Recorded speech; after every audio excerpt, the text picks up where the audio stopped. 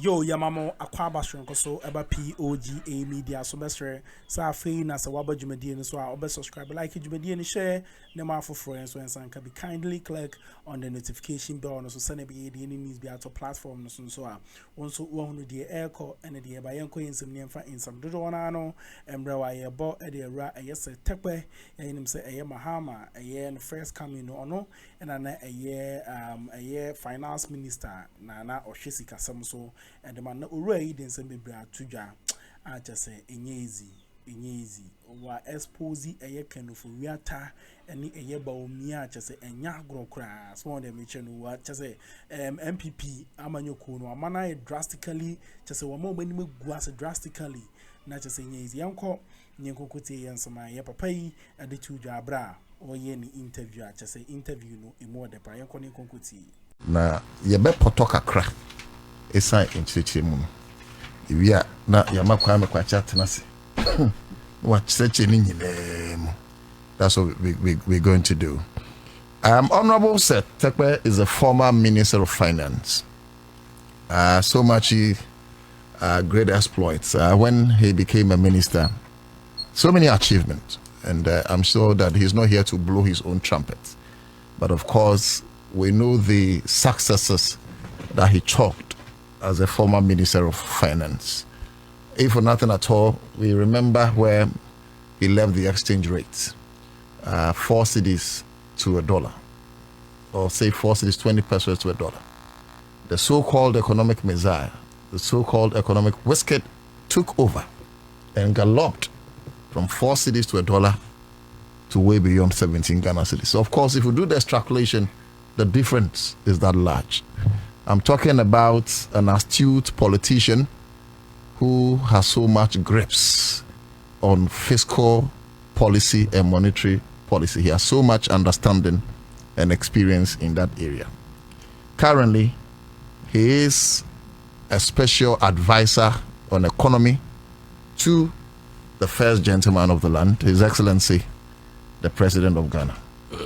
It will interest you to know that he's even coming up with a very insightful book, very exciting on that, on taxation. And I'm sure that as we discuss economy, we'll be veering into what may have, convinced him to put up that book and the content thereof. But currently, we'll start off with some economy. Sir, you're welcome and good afternoon. Thank you very much, and good afternoon or evening. Yes. To your listeners. It's been a while. That's right. Since I was here. That's right. Like how many months ago? I believe several months. Several months. Yeah. The last I remember was sometime last You're year. one person that I have admired from afar. Thank you very much. Given the fact that you're more of an introvert, and yet your things are very extrovert. The things you do are bigger than the silence you keep. And so we want to say thank you for how far you brought the country and how you have served us. How do you see the state run currently? I think that we really went into some difficult situation as a country going into the elections last year.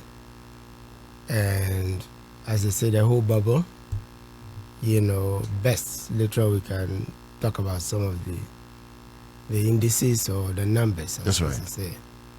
But the bubble best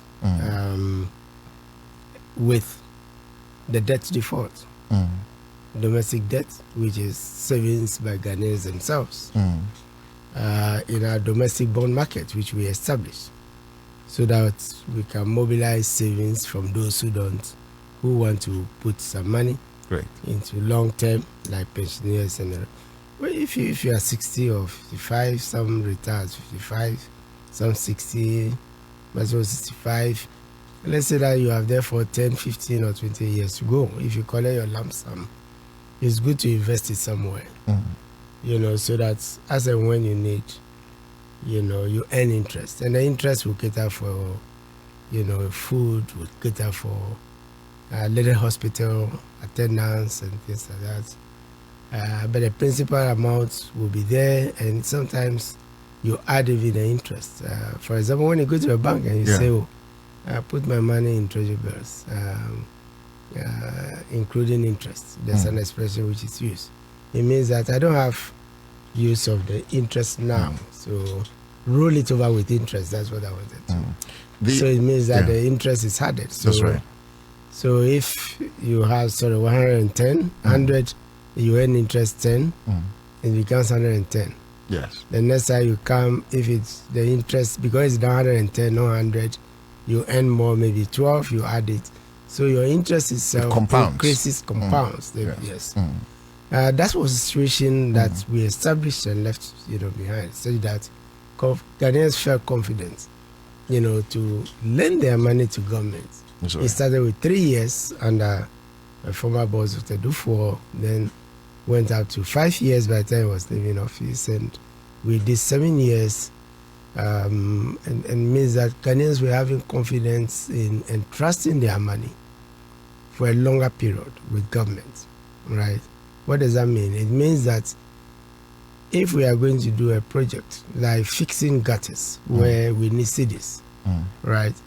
You don't, and it will take you, you borrow to do the project. That's right. And it will take you, let's say 5 years. Yeah, most of them are pre-financed. Yes. So, yes, but that's what we're turning around. Yeah. It means that you can now come to your own Ghanaians who are willing for 5-7 years and borrow from them. Sure. After all, you can buy cement, labor and everything. See this, you don't have to use foreign exchange import. So that's what it means to rely on your own domestic market. And that's the one that we're developing. And within 5 years, that market in government bonds. When we say market, you need a stock exchange is a market. Because you can buy your bonds and then I can sell my bonds and you buy them. Next time you put it there, somebody, if you are in need, you sell it, somebody will buy it. So instead of the trade being government to the Ghanaian, it's now between Ghanaians and Ghanaians through their banks. That's right. And that's how you expand. But where I wanted to land is, so if I need to do a project and I can repay in 5 years, let's say I need a project costing 500. Yes. And because I don't have 500 immediately from GRE, but I have 100 every year from GRE, I can ask Ghanaians to raise the 500 for me, do the project. But now go to the capital market, get the 500. That way the city doesn't come under pressure. Sure. Because you are using cities. That's right. That's right. That's right. So this is a market that was destroyed. This is when we say haircut. This is what it means. It means those who are giving money to government, their own government, because they had confidence in the Mahama administration. By the time the people was leaving, had lost that confidence to the extent because they couldn't pay. And then to add, as they say, so to injury, they were being asked to sacrifice 30%. That's right. Before the government could get that out of the hole, and that's a haircut. So it means that if I give government 200, let's say 210, then it means that divided by 3, I have to lose about 70, because then even the remainder of the balance, 14, it takes a long while. And some of the payments, which they promised, we now have inherited and we have to pay. So that's one example of what has changed. The other example, 2 examples quickly, we can come to others during question time, but it's the way we expanded Galamsey without destroying forests and everything, and yet still did not develop, a market. Right? The best example is we cut some trees to plant cocoa, right? But we brought the farmers together. They sold because individually they can sell outside. So we had cocoa board. Yeah. You see the analogy, cocoa board that would take since 1993, was able to borrow, that's a syndication, and then buy the crop from them, sell, and then take a larger loan after they have sold, to pay the loan so that they can provide, the payments to farmers. That's you could see the same thing if we did it in an orderly way as we are doing now. Then the equivalent of your cocoa board is a gold board. You know, so where previously anybody could come from Turkey, Dubai, anywhere to come and buy open market, you know, with smuggling because they won't even declare, so they pay the right tax. Now we have an order. We have an orderly way of doing it. It's not perfect yet, but it's far better than what we had. That's right. And yet, why are people surprised that the reserves are going up?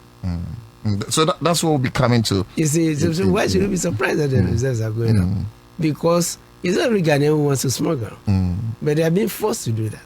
You know, and the foreigners are coming who want to take the risk, so they are selling to them. So what would have taken foreign remittance out is now left in Ghana? It's left all in the Ghana. Other remittances that even would have if it left goes out, it's now going out in an orderly manner. Okay. Like cocoa goes out in an orderly manner through the produce buying, you know, agency and the rest. So it's that orderliness which is bringing in, you know, the money, and it's increasing the reserves, you know, that the balance in our foreign exchange account, right? And when you have, you know, more money in your account and you are able to, you are not under stress to provide money for imports, right?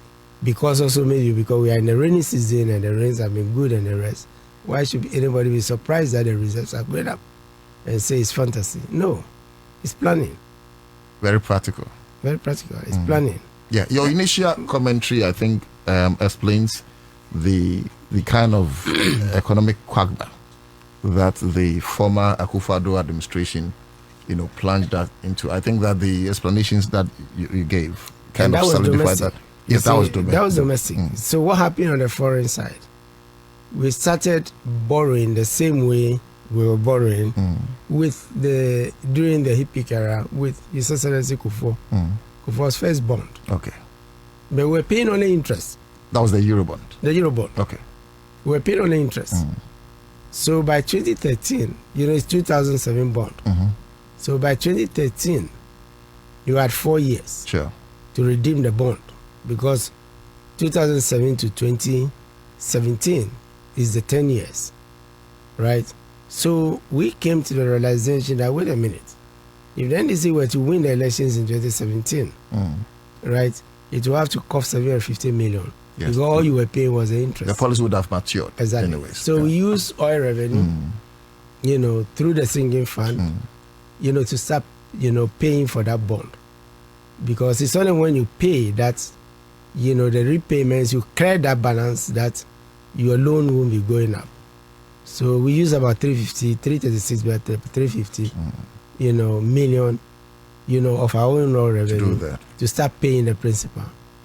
The former administration came and they used 200 million out of 250 we left to pay off, you know, additional 200, making it about 550 of our own money. Okay. That was money we left. Okay. Right.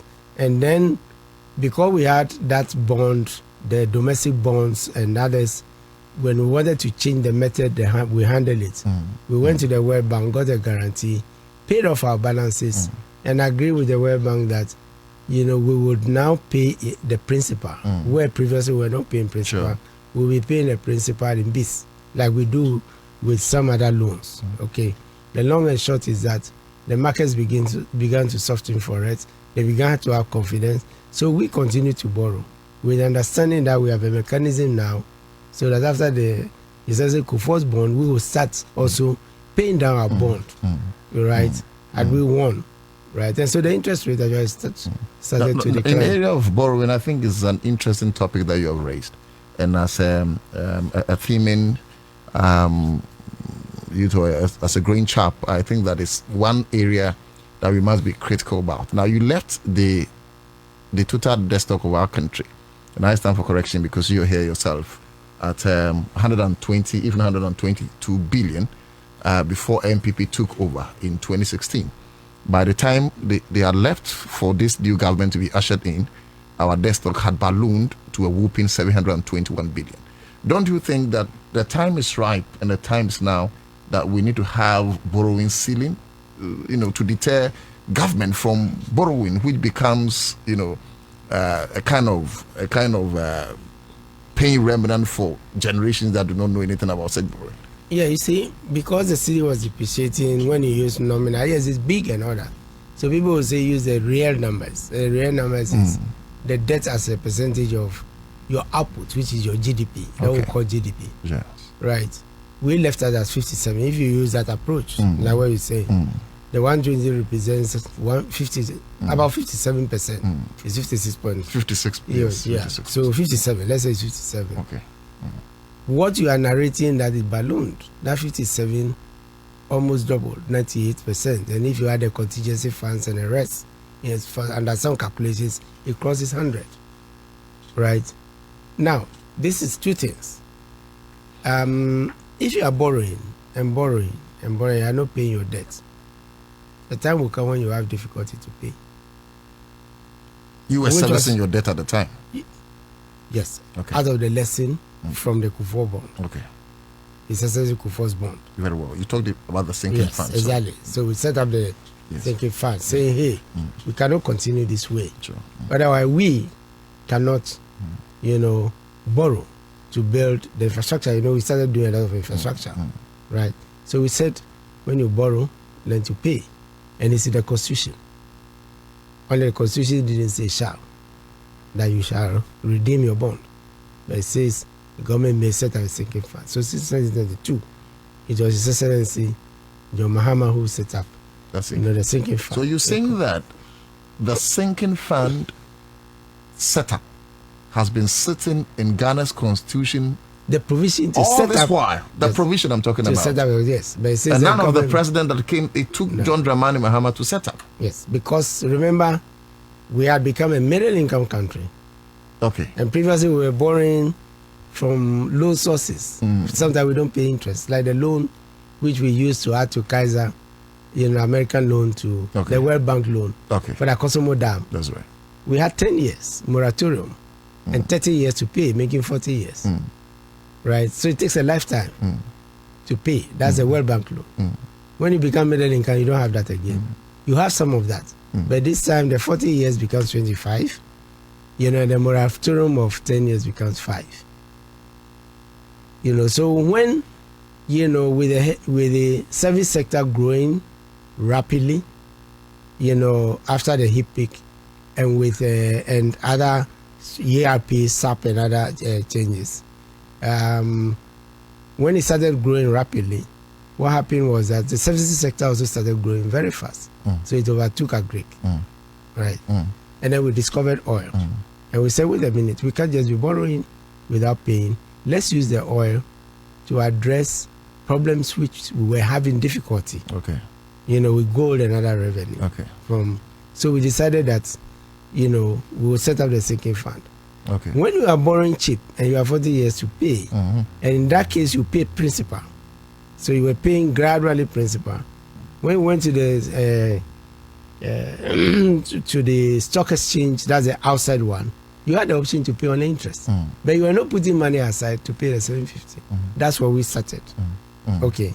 Now you come to what you call one way of managing your debt. Okay.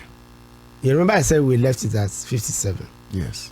Even as we crept up. That's the debt to GDP. GDP ratio. Okay. Under the old basis, that's the new basis. Sure. We were getting close to 70%.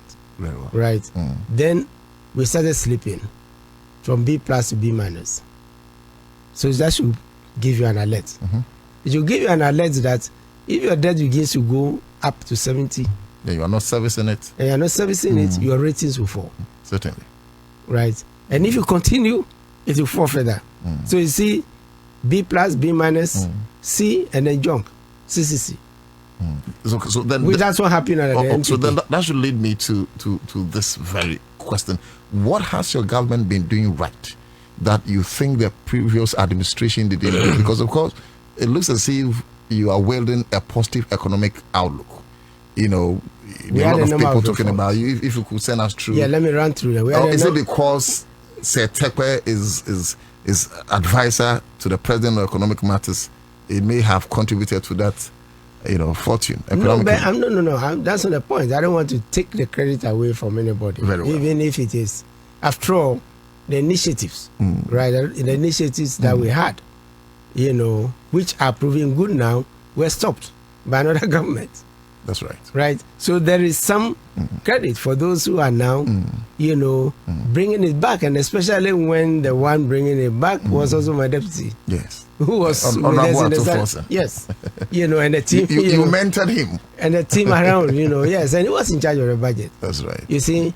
But to answer your question, remember that for you to come down for B+, to B-, you cross 65 and you were heading towards 70. So we started repaying the Akuffo bond to bring us back to 65. That tells you that if you take your debt above 65, you are entering into dangerous territory, because based on the capacity of your country, they've done analysis and know that you cannot pay. And that's why when we cross that number, people were saying, wait, go to the fund. The normal salvation, because this thing is getting bad. So if you want to do it on your own, then tell yourself that those who rate me don't like my debt to go above 65. Because it's not sustainable. Yes, and if I want to be in B+, and then probably enter into even A, triple A minus or whatever, the lower level of A, like Botswana is now. That's right. Then it means that I must even keep my debt at about 60. Right. But remember when I'm bringing my debt, level down, right? That also is helping. So if I'm able to bring my debt level down to say 50 or 55, and I enter A, that tells you that the best place for you to operate, you're right, is between 55 or 50 or 55, and then 60 or 65. Is it that is the ceiling and the floor. Is it per African standard? Which was that? No, that's you could do better than 50. Well, you could do better, yes. But you are a developing country. As a developing country. Which so has become we are tying the argument to the confines of developing countries. But not just that, you are starting. Very well. And when you start, when you go down to 30, 35, you are squeezing yourself too much. As a country, because you need to develop infrastructure. Why are you borrowing? You are borrowing, so the difference is the interest rate. So when you were at 65 and you were crossing, your interest rate went up, and one instance even an arrest went up to 12. Okay. So I wanted you to give a take on whether or not you think it is ripe that we give a ceiling to how much could be borrowed by a government. It's prudent. That's prudent management. Right. Is your government ready to consider that? No, but we implemented it. As I said, that was the philosophy behind setting up the sinking fund, right? Behind the sinking fund to bring the total debt back. I hear people saying, especially members in the past administration saying, but everybody, the debt includes old debt, includes NDC debt, includes, yes. But that's legacy debt. Anyways. Legacy debt, but you are responsible. Just as we are taking over their debts now. Okay. You see the point? So legacy. A legacy means that you are taking over from one government. So why did you stop? If the thing was good, you see, because after all, we had, the fortitude to of oil to begin to take off his S.Terkper's bond. So why do you come in and give it as an excuse that this debt is NDC, and therefore I'm not going to take it off? Sir, the others, and the consequence is that we defaulted on that debt also, just like the domestic one. So that should tell us that there is something good about managing your debt, and not say it belongs to this person or that. Of course, if the debt was not taken well, if there was some, let's say more practice in managing the debt, and that's for audit. That's for but it doesn't destroy the fact that in principle you must manage the debt very well as a government. So, sir, we can boldly say as onlookers that so far so good in terms of your economic turnover. But there are others, I do not want to call them detractors or naysayers. Maybe they have genuine case, and they posit that very soon we will start servicing our debts in high quantity, and that may have adverse effects on the cedi appreciation currently. What do you say to that? with the much experiential knowledge you've acquired, if you could bring that back. Yeah, first of all, they forget that for as long as we continue managing the gold in a better way, it has become a sustainable source of flow to the reserves. What if the prices of gold come down? If it comes down, yes, then another philosophy of the Mahama administration kicks in. Another philosophy in the Petroleum Revenue Management Act kicks in, which Mėss Mahama put in place, kicks in. And that one says that if your gold price is increasing, if your cocoa price is increasing, right, remember that one day it will fall. Okay. Because you are not in total control, like the war. And it applies to petrol prices. Okay. Just as we are seeing now. So the principle there is the stabilization fund. Make the situation stable. But that is depleted by the former administration. But that's my point. So, and we saw the consequence. As a consequence of that, it's part of the risk. Because remember, the sinking fund is actually fed from the stabilization fund. So if you clean that for consumption, then you are naked. You are completely naked, right? But the principle I want to establish by drawing attention to this is that so gold prices are going up, gold prices are going up, right? They say put that part of that money aside for the rainy day, because that rainy day will come. Right? Yes. And so we started a stabilization fund. And we started a contingency fund. And let me give you a practical example. Very well. When we started a contingency fund in 2013, by 2015, we had the Kwame Nkrumah fire and whatever disaster, and we've been talking about the 10th anniversary of that. Yes. Right? The second one. The second one. Yes. The first monies that were taken they out. call it the twin disaster. The twin disaster. Yeah. The first monies that were taken out, right? You can Google and see, to help the victims, right, was from the contingency fund, because they had to go to Parliament to go and get it. That's right. So why did we stop? And if we had kept it, could we have helped the Bawumia disaster people? Certainly. Because after all, that was set up with one oil field, and we went on to have 3 oil fields. So what's the reason? Why? You don't want to make a sacrifice or what? You see my point? So we are saying that in terms of managing, right, the price that goes up and it goes down one day, as we are saying, now that it's going up, right, keep some in the reserves. You see?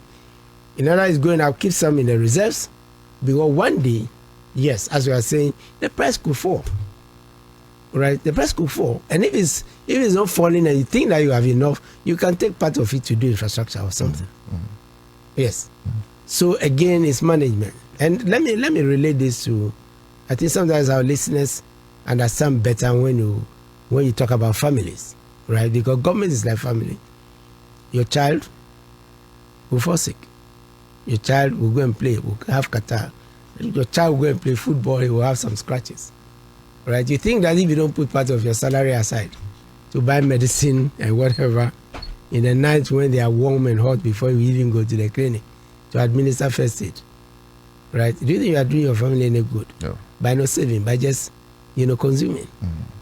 So if families learn to keep some money for a rainy day, or if because I cannot buy my first set of furniture as a worker, and I go and do high purchase, or I take a loan, you think that if I don't pay, I can go to the same bank and ask for money to buy a TV? No, you have to pay first. Precisely. So it's the same practice that we have at home. That's what we're applying, to governments. Yeah. Okay, so in case... So in other words, to sum up, we are saying management of the economy is not just about presenting a budget and, but you must look at the weaknesses or the likely weaknesses which you have gone through in the past, which you are likely to go through, and even unforeseen ones, COVID, who foresaw it, and prepare for them. So it's a lack of preparation. Yes. And that makes it so. With the stabilization fund that exactly the sinking fund, the stabilization fund, contingency. Yes. Those are what you call the budget buffers. Okay. Or the stabilizers. Right, and advanced countries. So Honorable, we'll be turning, or we'll be having a new direction. We want to do a bit on the book that you have written, but so that I do not forget, I want you to have a bite on the 1 Ghana cedi that you wanted to introduce and the impact it would have made on the economy. Now, MPP, for instance, say that you spoke with all vehement, against the introduction of the electronic levy, which was, providing in excess of, say, 2.5 billion cedis. And yet, you have introduced, of course, you said you want to introduce later, but currently, you wanted to introduce what would have accrued about 5.7 billion annually. They say that you are insensitive. And why did you withdraw that? Because then we thought you were in the process of convincing Ghanaians on that, especially when we are saddled with so much energy debts. Because crude prices started to rise. Because of the war? Yes, of course, obviously. Because within a few days, the tension was mounting. It just came around that time. So by the time, remember, it was deferred. So by the time it was going to be introduced, it was going to be, burdensome. And so and then also, remember, there was another reason. That's the current reason. But the other reason was all marketing companies were asking for time to calibrate, right? And apparently because this should have been part of the structure for the past years and we haven't done it, it will take time to really calibrate so many pumps because it's paid at the pump. So that was the primary reason. But another reason now is that crude oil prices, have gone up. So that was a sufficiently good reason, right? But you see, I think the preaching is getting interesting. Because this we are getting an education from, the party that, said ESLA was a nuisance tax, right? And for 8 years collected. Yo, Jumedia no Ugusu, would say subscribe, like Jumedia, and share them out for friends, so and can be kindly click on the notification button to send about the news better platforms also one the airco and the air. But Mr. say, the be a Jumedia no. Ubedi na bibiaye wano na edi ide edi amaya mesremo dwumadie no die chi mai subscribing na dwumadie no nkoso ofa mienu no oto aso edi nsembe to dwa yenko ne nkonkoti the money and they don't pay the IPPs, right? And and that debt, yes, is because that debt still exists. That's true. If that debt had gone, we would have had space, and nobody will complain about the levy. Because that's the steepest levy that we did. That was even collateralized. But we're still, exactly. That's what the point I was going to make. Yeah. So that was collateralized. So it means that collateralization means that you collect the money up front. Like I said, we collected some money up front and we use it to refinance, the 200 million balance that was left on the Akuffo bond. This was completely misapplied, right? So the revenue flows was misapplied. Yeah. The money from the loan was also misapplied in addition to COVID loan and all of that, right? And you're saying that, he sure. immediately, now e-levy. The e-levy, you see, what we are forgetting is that we had a VAT on fees and charges for financial services because VAT is on consumption. It's not on savings. It's not on investment. Okay. And it was taken off. That's a true electronic tax because the VAT is on consumption. It's on everybody's consumption. Everybody pays. Everybody pays. Income tax. Everybody pays. Unless the law says that textbooks should not attract VAT. Unless the law says the food we bought in the market. Those are very few exemptions. So. Basically, they take a significant amount of low-income people. Sure. So you are providing a buffer, for them. Same with income tax. It starts with zero, a certain amount. Then those who earn slightly higher, very low is exempt. Slightly higher, you pay 5%. A bit higher, you pay 10%. Until it gets to 33, 35. Which we reduce to 25, right? For those who are earning real big money. Great. So these are some of the principles that we are talking about. So if you remove that, right, the tax on the consumption, which is the tax on fees, and you impose a tax on investments, on savings. After I have collected my money and I'm transferring it to my mother in the village or whatever, you are imposing a tax, not just on the fee, but on the fact that I'm transferring. That is punishing investment and savings. Why? Because remember, that savings that you put in your wallet, right, from your salary, that salary has already attracted income tax, and you paid income tax. So I think we should just get down, and that's probably is a segue into the book, because the book is saying what is it that is good and what is it that is bad about the VAT since its introduction. So Andy Moles has summarized our first conversation. So our conversation is in 2 chapters. The first chapter is on economy. Now we're going to veer into the content of the book proper. And Andy Moles says all he's saying is that don't eat all your income. Save some for future shocks. Absolutely. I think that has been summarized. And in case you're just joining us, Honorable S.Terkper, former Minister Finance, to your man penny for a year economy home, and you ran any pin come into the economy. Know who is advising the president, and of course, don't forget that he mentored the current finance minister, Sabreno. Now you were W0rsėn and deputy, so he's a whole economic colossus. But he became the chairman of the finance committee and leader of the house, so he gained more experience. Yes. He's very experienced. All right, sir. There are a plethora of topics about why taxes. Could have written on roads, could have written on money, could have written on fiscal policy, monetary policy, could have even written on Bank of God. Why taxes? Tax is part of fiscal policy. So that's what the short answer. Where about you? You can't get Honorable S.Terkper. Certainly true. No, I started my career in tax. Okay. To be frank, I started my career in tax.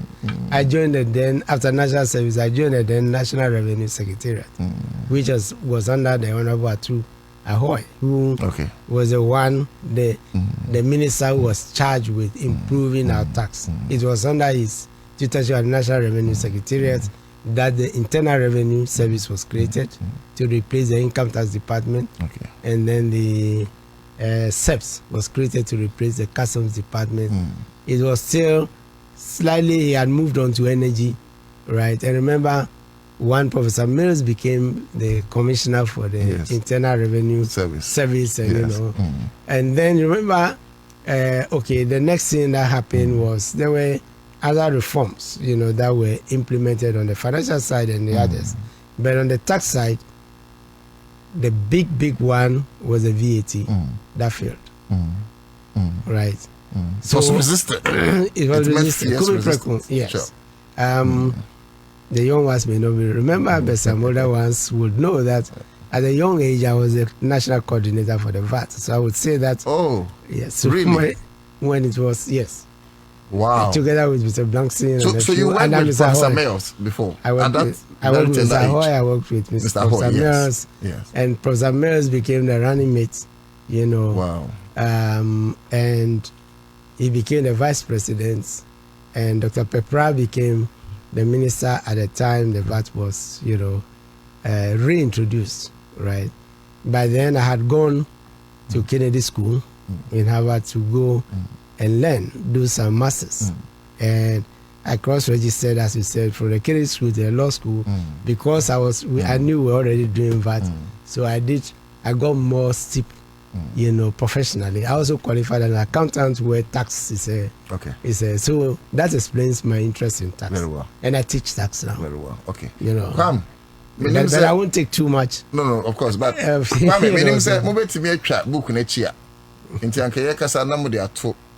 Facebook amame. If you can take just a phone. So I want people to relate, to what the conversation we're having. And Timbacho Mon try na I be trap book in mame. Edaho. Okay. So sir, now let's move to some positive highlight. I wish I had one of your book earlier, at least, to glance through, so that I'll be able to know pockets of areas to touch. However, generally, I want you to give us some positive highlights, maybe some of the chapters. By the way, it's my second book on VAT. That's your second book? Yeah, this is the second one. What's the title of the first book? This one is VAT Handbook. It's published by, Thomson Reuters. So this book is big. Wow. So this is your second book on VAT? Yeah, I wrote this when I was working at the IMF and doing a lot of VAT missions and the rest. So. Oh, okay. Yes, but I didn't publish it when I was at the because I then came back to Ghana. So, okay, you've been with the IMF? Yeah. Okay. Yes. Okay. Wow. So what is the... This book is saying that... Okay. One. That's the new book? That's the new book. Sure. It's giving a little bit of flavor as to how or why we had to introduce a VAT. And then it's saying that there were some resistance and the rest which resulted in compromising, some of the things that we wanted to do. Right? Such as the difficulty in increasing the rate from 10% after Kumi Preku to 12.5%, which is the history of Get Fund. Okay, it gave birth to Get Fund. Yes, so the 2.5% was increased. Okay, but in the wisdom of Ghanaians, it was dedicated to education because we value our education, which has largely helped. Yes, and then coming to those who oppose the VAT, and His Excellency President Akuffo, we needed to increase it again by 2.5%, from 12.5 to 15.5. From 10 to 12.5, Get Fund, 15 to... So he also did the opposition, more or less. I'm only speaking literally. Sure. And dedicated it to health. That's the national health insurance. So these are the history. We placed it at 15%. Okay. So, right. And so what has gone wrong is that these 5%, to give you one example of what went wrong, this 5%, 2.5, was treated as VAT. Because VAT is not a tax on business. You see, if somebody wants, let me use it in the studio. Very well. Right, when I'm in the studio, I use it. If somebody comes and wants to place advert, you write on Accra FM. Okay. You pay a fee, they pay a fee. Certain. They pay a charge. Certain. You are required to collect VAT. Right? So you add 10 points. Yes, so you add another child and all that. Yes. But you are not a consumer. The tax is on the consumer. So when you collect that money, you deduct the VAT that you paid on your inputs and the rest, right, from the VAT that you charge and pay only the difference. Yes. Right. Similarly, the person who collected, from whom you collected, in all probability, adverts are done by businesses. So they will put the VAT aside. Right. And then when they also sell their products, right, then they make a profit. And they add, let's say, the 10, including VAT of 10, 100 including VAT of 10, and they sell 120, 20 profit, another additional cost. They will charge 12.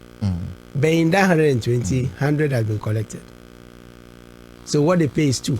They deduct the 10 from the 12, and they pay 2. They pay 2. Right? So that's a check. Because when the tax auditor goes and he says, I'm deducting the 10 because I paid it, to Accra FM, the tax auditor can come and check. This is the strength of VAT.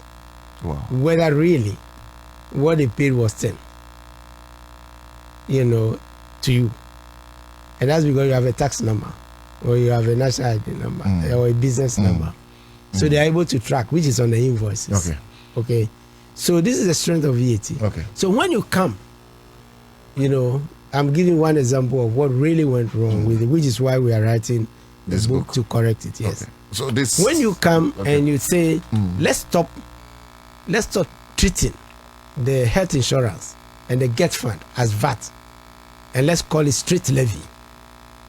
You see, it's no longer VAT; it becomes a levy. And in taxation, all levies add to cost. Right. So you can therefore deduct, strictly speaking, under the VAT, you can now deduct only 10%. The remaining 2.5 plus 2.5% ceases to be VAT, and is adding to cost because it's not VAT. That's right. And therefore, by the time the commodity is sold to the consumer, it would have multiplied through the system. We say it's cascading. Yes. So we are saying you feel the cascading effect. Exactly. Definitely. And that means that, what that means is that it will increase prices, cause inflation, be damaging to the economy. And you may not even be able to collect the high tax because you are encouraging evasion and avoidance of the tax. People just find ways and means. So the next time the person comes, then you ask, hey, Charlie, do you want a VAT invoice or not? Yeah, I'm not going to do anything with a VAT invoice. So you do the negotiations. Exactly, the negotiations, and then you don't collect the NHI, you don't do all that kind of. And government is short. And government is short. Exactly, right? Yeah. So this is just one example of what's in the book. Okay. I'm not going to be teaching. So I think that my producer would do a proper arrangement because I love where the conversation is going, and I would have loved we delve better into the chapters of the book. But time is not a friend. Yes. So maybe the last question is. So when are you going to launch? Yes, exactly. Wednesday. The date, venue. In 2 days, Wednesday at 3:30 p.m. at this very Wednesday. This very Wednesday at the Academy of Arts and Sciences. Okay, so it's put on our Facebook. It's also on TV, CTV. Yes. Okay, so value added tax in Africa, the Ghana experience, Wednesday. But you launch a book on Wednesday. Book day, June. Busumede also do 25th June. I think we do at Ghana Academy of Arts and Sciences. 4 p.m. British time, not Ghanaian time, unless we change our time. But your 4 pepe na ya shas here. It's in Bacho on same way chat we do make a tree program by Ayabrofo. It's one same one. And I can walk room. You can do it. You can. No. I'll speak in English. I understand that. Now what can tree that? Otichi. Otichi. Otichi. And then if I understand you, but and then that's S.Terkper tree. But your manager last words. I got understand what you're saying. Yes.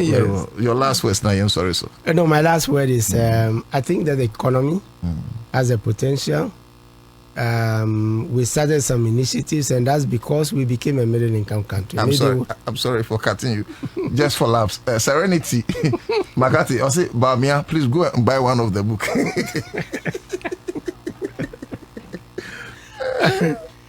So yes, please conclude for us. Yeah. So quick one. So I urge businesses, my students and others I teach to follow. And patronize the book because it goes into both the history, the principles, and what is good and what is bad, and mind you, the VAT is going to undergo another major review after the 2013 review, and so I entreat people to come, and of course we'll take comments, we'll do some discussions and things. Later we'll do a professional session as well, including the media, it's where the business. Your friends who do the business programs and the rest, because that is very important for business. Thank you. This is what time permit us to draw curtains on your discussion. Thank you so much for joining us, sir. We are super grateful, and we hope to visit you at your office and engage you better, so we can have more insight to the book that you've written. Yeah, I can always come to the studio. I used to come to the studio. But so far, I want you to know that Ghana is super proud of you. Thank you for the job you do for us. Thank you. Okay, NT. So we did a year, I joined the HIA, or she a year, a so frau. It's a judgment in the Bessia, but I don't do an answer, so I did them. Yet they bring with the Jebre, the judgment, FMI, Macram.